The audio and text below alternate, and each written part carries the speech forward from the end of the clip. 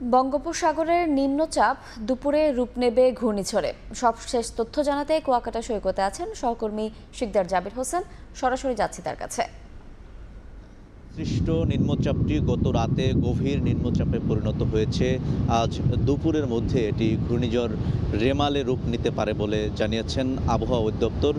এই কারণে কিন্তু পটুয়াখালীর উপকূলীয় এলাকায় গুমোট একটা আবহাওয়া বিরাজ করছে এবং কুয়াকাটা সংলগ্ন বঙ্গোপসাগর কিছুটা উত্তাল রয়েছে, যদিও এখন ভাটার সময়, যার কারণে সমুদ্রের যে ঢেউয়ের তীব্রতা সেটি আমরা এখন দেখাতে পারছি না।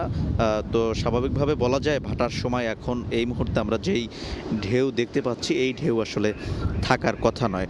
তো আবহাওয়ার যে প্রভাব, নিম্নচাপের যে প্রভাব, এই প্রভাবের কারণেই কিন্তু আসলে এই ঢেউয়ের তীব্রতা কিছুটা লক্ষ্য করা যাচ্ছে। আবহাওয়া অফিসের সবশেষ বুলেটিন অনুযায়ী পায়রা সমুদ্র বন্দর হতে যে নিম্নচাপটি বঙ্গোপসাগরে যে সৃষ্টি হয়েছে সেটি এই মুহূর্তে 650 কিলোমিটার দক্ষিণে অবস্থান করছেন। অর্থাৎ দেশের যে 3 সমুদ্র বন্দর, এই 3 সমুদ্র বন্দরের যে সবচেয়ে বেশি নিকটে পায়রা থেকে, আবহাওয়া বুলেটিন অনুযায়ী কক্সবাজার সমুদ্র সৈকত থেকে 680 কিলোমিটার দক্ষিণ পশ্চিম অবস্থান করছে এবং মংলা সমুদ্র বন্দর থেকে 710 কিলোমিটার দক্ষিণে অবস্থান করছে এবং চট্টগ্রাম সমুদ্র বন্দর থেকে